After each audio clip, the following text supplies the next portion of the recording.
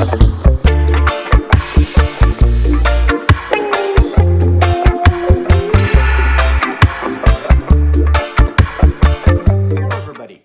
back to the channel. Thanks for joining me in the record room today for this installment of Fat City Spinout, number 28, I believe. Recent listens, new arrivals to the collection, what have you. What's been going on lately, late November as I record this. It's been kind of unseasonably cold here. We went straight from kind of a long dry stretch right into freezing temperatures without much of a break in between. Kind of unusual for this part of the world. It's been busy as well. We had my birthday, my wife's birthday, our anniversary all within a week and a half. Various projects and things going on around the house as well. My kids have started in martial arts, which was kind of a surprise we weren't expecting. We'd always kind of hinted that something like that would be good for them over the years. They never had any interest until about a month or so ago. Our oldest announced she wanted to try it. So we put them in a local martial art called Sun Hang Do, kind of based on Taekwondo with elements of other disciplines mixed in. They've been doing that for a few weeks now, really enjoying it so far, based in our area here. What else has been going on? Been catching up on my viewing lately. I always kind of include some viewing recommendations. If you're just here for the records, you can skip ahead now. Took a bit of a break from the Indian movies, but I did watch one called Lal Singh Chaddha, starring my favorite Indian actor, Amir Khan. He was the one that one of his movies got me into Bollywood movies in the first place. This is a brand new film from 2022, and it's literally a remake of 1994's Forrest Gump. But the setting completely changed to India, reflecting some of the Indian history, the whole late 60s and 70s American setting gone, all the classic rock, the hippie movement, all that stuff gone. The war scenes is now the 1990s war between India and Pakistan rather than Vietnam. So some kind of changes to the storyline. Forrest Gump, aka Lal Singh Chaddha, is now a turbaned Sikh in later scenes, played by Amir Khan, who also produced the movie. It's been in the works for quite some years, I believe, until finally got going when Amir Khan took over the project around 2018, I believe. Not perfect, not as good as the original, but interesting to see this dramatic change of perspective, change of setting to a familiar storyline. Also was watching the latest season of The Crown. That's a show I got into on Netflix a while back. Kind of poignant to see that. We know how the story ends with the passing in September of Queen Elizabeth, who'd been around for my entire lifetime and longer. So kind of interesting. This season entirely concerned with the dynamics between the crown losing relevance in the modern age and the fallout of the split between Prince Charles and Diana. Of course, kind of interesting to see times I remember, times I lived through, dramatized in a fictional sense with some kind of historical aspects I hadn't been aware of at that time. I can still to this day remember where I was when I heard that Diana had died. So I'll maybe include some clips if I am so moved to do so. So some good things to look out for on Netflix. Otherwise, it's been kind of fairly dry on the watching front. And on to some records.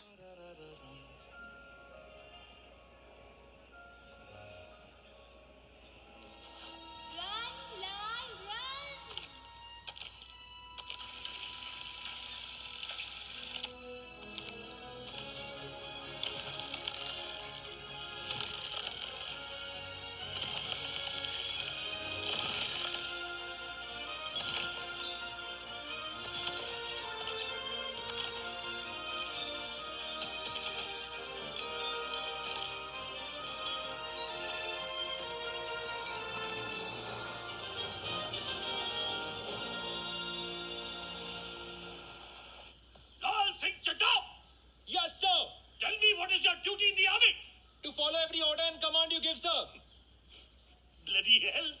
You're a genius! Genius! Did you know that you're a genius, Lal? No, sir. I just got to know. Genius. Bala wanted to go back home and start his business. But he died on a mountain in Kargil.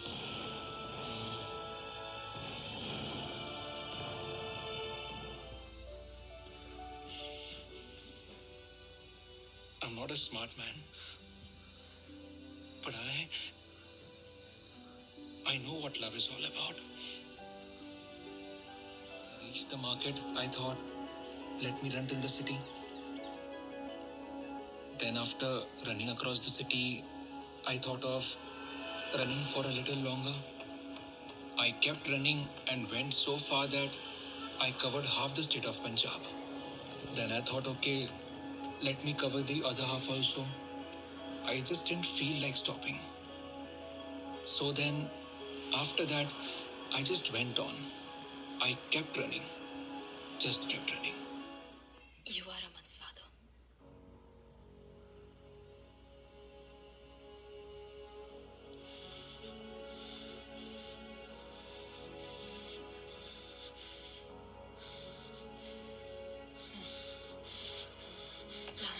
Lal, calm down.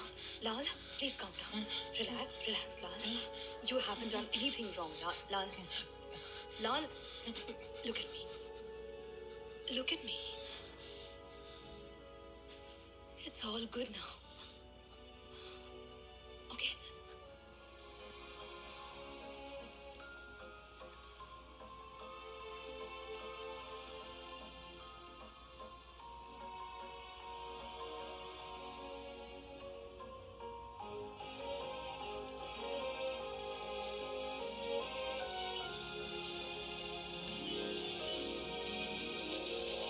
ये हथेली की लकीरों में लिखी सारी है या जिंदगी हमारे इरादों की I was revisiting Dave Brubeck's classic Time Out LP recently.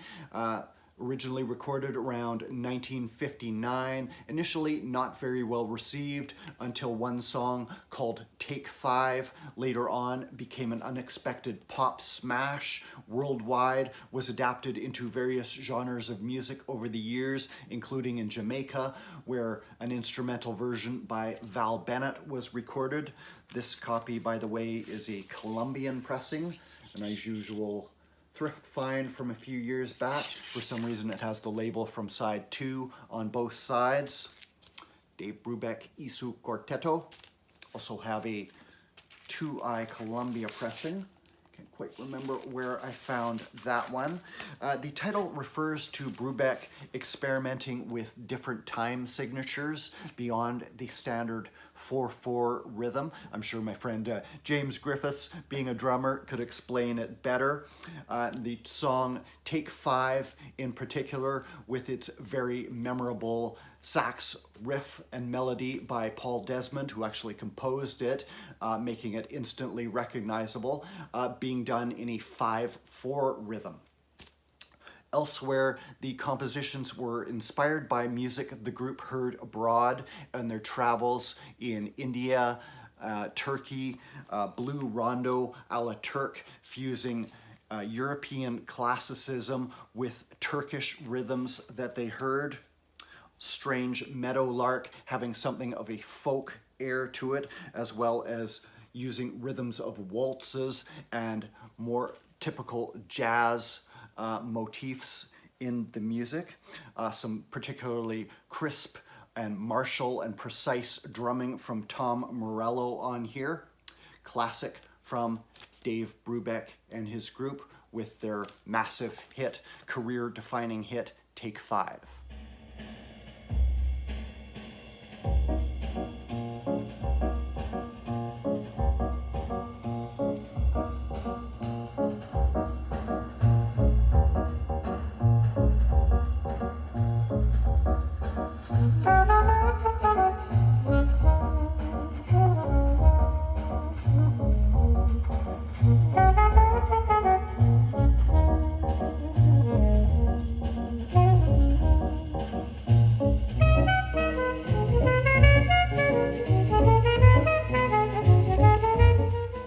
was first getting into music more years ago than I care to think about, I was enjoying the current pop hits of the day, as well as being curious about what had gone before, the music of the 50s, 60s, and 70s, my parents' generation.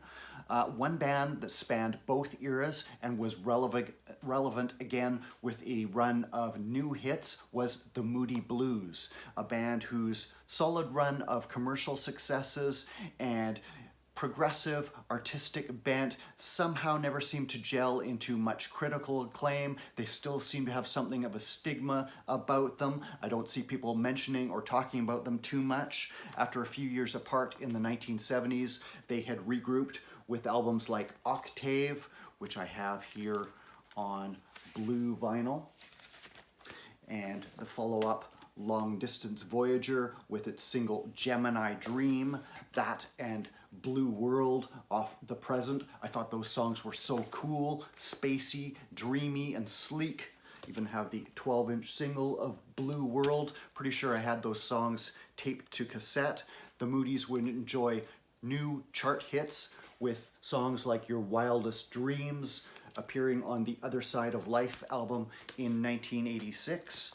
Around this time, as I was learning more about the older music, I was tuning into a rock radio station in my area that every weekday at noon would have a show called The Electric Lunch, which would exclusively play psychedelic-oriented oldies from the late 1960s, early 1970s. It would be there I would first hear Eric Burdon and the Animals, King Crimson, probably Jimi Hendrix, and many others, and the early hits of the Moodies would be sprinkled in the mix as well.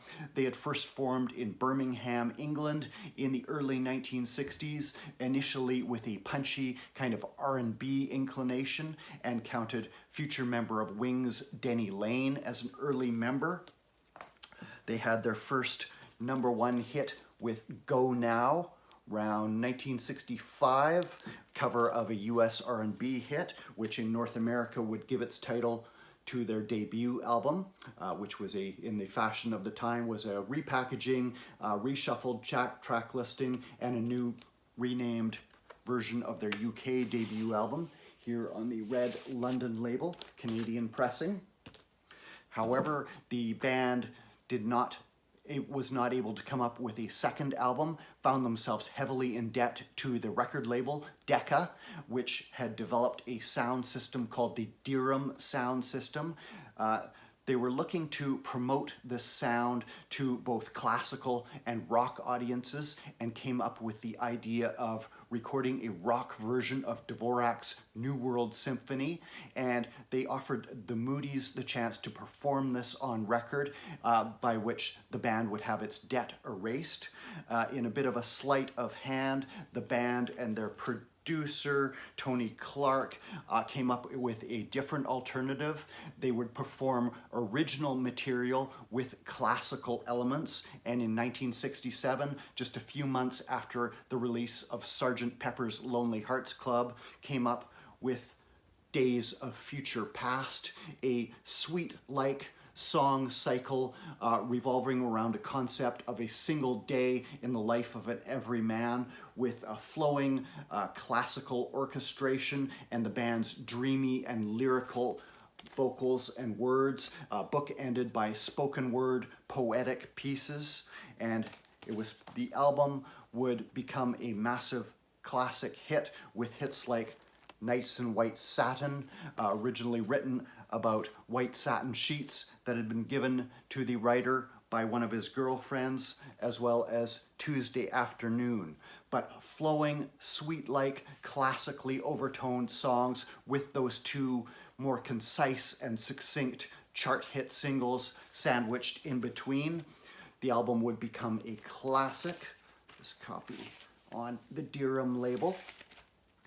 And the band would at last have found its niche after some lineup changes in their early years. They would continue to refine this sound, replacing some of the actual orchestral parts with recreations done on an electronic instrument called the Mellotron, through further albums like In Search of the Lost Chord. This is an actual UK pressing. Laminated sleeve, band there. To our children's children. This is the only copy, unfortunately, I need to upgrade. On the Threshold of a Dream. Again on Dirham. A Question of Balance. And Every Good Boy Deserves Favor. By now appearing on Threshold, the Moody's own imprint. And finally, Seventh Sojourn, which contained their final chart hit, the exasperated yowl of "I'm just a singer in a rock and roll band." The Moody's would then take a break, but I've been revisiting and enjoying those albums lately, remembering how great they were. They were very early thrift store finds for me back when I first got into collecting records and made it something of a mission to pick up many of those songs, those artists on vinyl that I had first heard years before on the Electric Lunch radio program.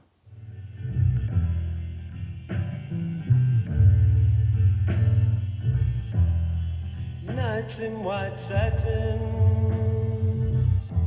never reaching the end. Letters I've written, never meaning to send. Beauty I'd always missed with these eyes before. Continuing on the psychedelic 60s rock path, had to go to the nearby town for an appointment the other day. Ended up walking right by the antique mall there. They have a couple of booths of records inside. Don't usually find too much there, but I thought I'd pop in for a quick browse. Ended up finding one record for a pretty good price, I thought. It is Love for Sale from 1969, fourth album by the Los Angeles psychedelic group fronted by the mercurial Arthur Lee. This one is Canadian pressing on the Tan Electra label. It's the latest one I have on them from vinyl, just missing Da Capo from their earlier run of albums. This found Lee reforming the group with a new lineup after previous classics like Forever Changes, and continuing to refract different strains of the sounds going on around California, around LA in the late 1960s. Good Times having flashes of jazz and blues. I'm With You sounding a bit like the jug band stylings of the Grateful Dead. Flashes of country rock on Your Friend and Mine. Love, classic from them. Got this for $7. I thought it was a pretty good price. Has a couple of nasty marks on one side, but not feelable. Just had a couple of moments of crackle and dynamic sound quality on this. I could feel the floor vibrating in my feet, at my feet rather. Classic from Arthur Lee's Love.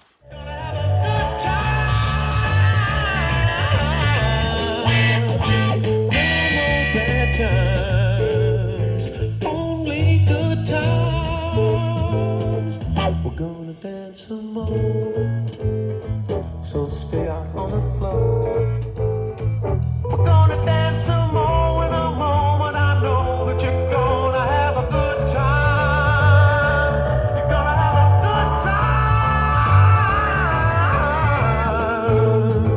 No better time. Had this one out for a listen from the shelves the other day as well. Seasons, Magna Carta, kind of an appropriate listen as the leaves fall outside, as the weather changes. This is on the Vertigo Spaceship label. Might be the only one I own on that style label, from the progressive leaning Vertigo label.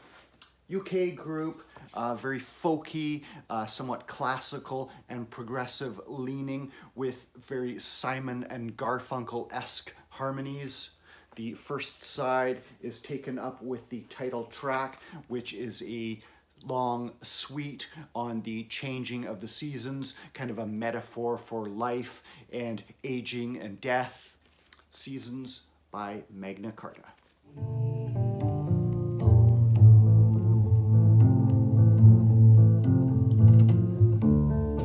Naked tree.